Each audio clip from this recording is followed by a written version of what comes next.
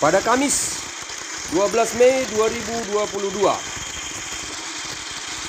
5 pejabat gubernur dilantik Menteri Dalam Negeri Tito Karnavian di Gedung Kementerian Dalam Negeri di Jakarta. Kelima pejabat gubernur tersebut dilantik untuk mengisi jabatan gubernur yang habis masa jabatannya. Sementara pilkada serentak baru akan digelar 2024 mendatang.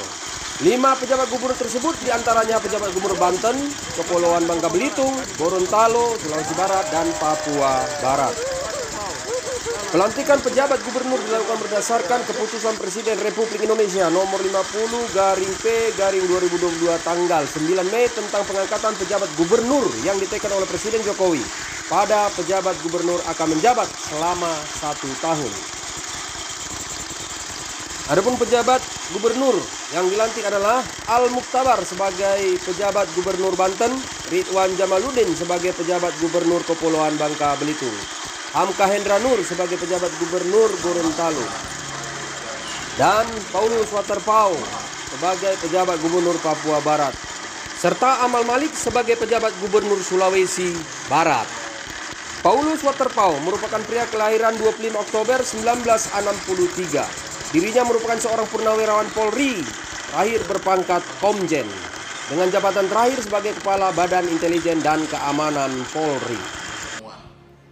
Dikutip dari Wikipedia, lulusan Apol 1987, ini pernah menjabat komandan upacara pada upacara peringatan Hari Ulang Tahun Kemerdekaan Republik Indonesia ke-61, 17 Agustus 2006 di Istana Merdeka, Jakarta. Dan pada saat itu, pangkat Waterpauw masih kombes. Istri dari Paulus Waterpauw adalah Roma Boru Pasaribu, asal dari Pangaribuan, Toba, Sumatera Utara.